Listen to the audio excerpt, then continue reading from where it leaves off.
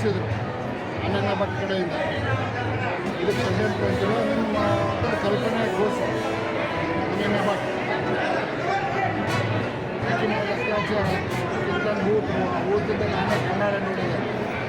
ಆ ವಯಸ್ಸಿನ ತಾಯಿ ನಾನು ಹೇಳಿದ್ದು ಸುಳ್ಳು, ನನಗೆ ಆಸೆಗಾಗಿ ನಾನು ಹೆಂಗೆ ಹೇಳಿದ್ದೆ ಅಂತ ಹೇಳಕತ್ತೆ. ಇದು ಷಡ್ಯಂತ್ರ ಅಂದರೆ ಇನ್ನೇನು? ಇದರಿಂದ ಯಾರ್ಯಾರಲ್ಲ ಎಷ್ಟಂತ ನಂಬ್ತೀನಿ, ಏಕಿ ಬದಲಿಸೋಮ್ಮ ಎಷ್ಟಂತ ನಂಬ್ತೀನಿ. 1 ಲಕ್ಷ ರೂಪಾಯಿ ಕೊಟ್ಟು ರೆಕಾರ್ಡ, 2 ಲಕ್ಷ ಕೊಟ್ಟು ರೆಕಾರ್ಡ್ ಹಂಗೆ ಹಾಕೈತೆ. ಯಾರು ನಂಬಬೇಕು ಯಾರು ಬಿಡು ಇಂಥವ್ರು ನಂಬಬಾರ್ದು.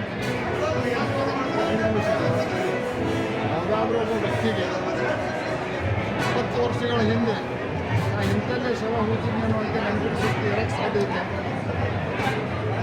Is it possible? 20 ವರ್ಷದಿಂದ ನಾನು ಇಂಥದ್ದೇ ಇದನ್ನು ಏನು ಸಣ್ಣ ವಿಚಾರ ಸರ್ಕಾರಕ್ಕೆ ಹೊಳೆಯಲಿಲ್ಲ. ಸರ್ಕಾರಕ್ಕೆ ಸಣ್ಣ ಸಿಂಪಲ್ ಹಿಂದೆ ಯಾರಾದಾರ ಅನ್ನೋರ ತನಿಖೆಗಾಗಿನ ಸತ್ಯಾಸತ್ಯತೆ ಹೊರಗೆ ಬರೋದಕ್ಕಾಗಿನ NIA ತನಿಖೆ ಕೊಟ್ಟರು ಹೇಳಿಲ್ಲಲ್ಲ. ಸರ್ ಇಂಥ ವಿಷಯದ ಇಂಟೆಲಿಜೆನ್ಸಿ ಫೇಲ್ಯೂರ್ ಆಗೈತೆ ಸರ್. ಇಂಟೆಲಿಜೆನ್ಸಿ ಫೇಲ್ಯೂರ್ ಆಗೈತೆ 100%. ಇಂಟೆಲಿಜೆನ್ಸಿ ರಾಜ್ಯದೊಳಗೆ ಇಲ್ಲವೇ ಇಲ್ಲ. ಎಲ್ಲೈತೆ ಇಂಟೆಲಿಜೆನ್ಸಿ? RCB ಸ್ಟಾಂಪೇಡ್ ನೋಡಿದ್ರು, ಎಲ್ಲೈತೆ ಇಂಟೆಲಿಜೆನ್ಸಿ? 4 ಜನ ಪೊಲೀಸ್ ಅಧಿಕಾರಿಗಳು ಸಸ್ಪೆಂಡ್ ಮಾಡಿದ್ರು. DPR ಸೆಕ್ರೆಟರಿ ಸತ್ಯವತಿ ಇಲ್ಲಿ ಬರಬೇಡ್ರಿ, ಸ್ಟೇಡಿಯಂಗೆ ಹೋಗ್ರಿ ಅಂತ ಅನೌನ್ಸ್ ಮಾಡಿದ್ರು. ಅಕ್ಕಿನಾಗ ಸಸ್ಪೆಂಡ್ ಮಾಡಲಿಲ್ಲ. CM ಅವ್ರ ಕಡೆ CM ಅವ್ರ ಕೈ ಒಳಗೆ ಮುಖ್ಯಮಂತ್ರಿಗಳ ಆಡಳಿತ ಸಂಪೂರ್ಣ ವಿಫಲ, ಇಂಟೆಲಿಜೆನ್ಸಿ ವಿಫಲ. ಈಗ ನೋವಾಗೈತೆ ಅನ್ನುವಂಥ ಭಾವನೆಯನ್ನು ನಮ್ಮ ಮುಖ್ಯಮಂತ್ರಿಗಳು ವ್ಯಕ್ತಪಡಿಸಿದ್ದಾರೆ. ಅವರು ಹೋದ ಜೀವ ಬರ್ತೈತೆ, ಮತ್ತು ಅಷ್ಟೊಂದು RCB ಏನು ರೊಕ್ಕಕ್ಕಾಗಿ ಆಡಿದವರು. ಅವೇನು ದೇಶಕ್ಕಾಗಿ ಆಡಿಲ್ಲ. ಧರ್ಮಸ್ಥಳದ ತನಿಖೆಯನ್ನು ಎಲ್ಲ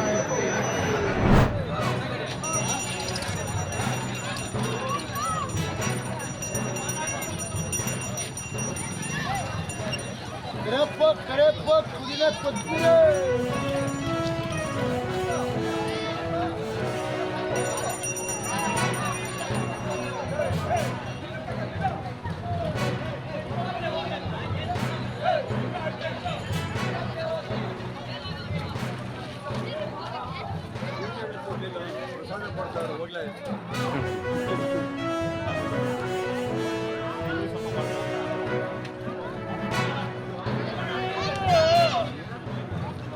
ನಿಸ್ಬತ್ತದೇನು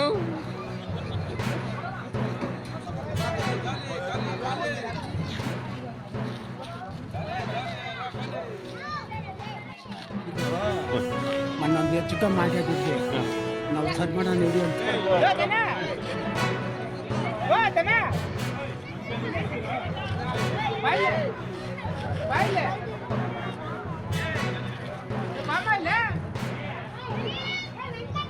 Bye.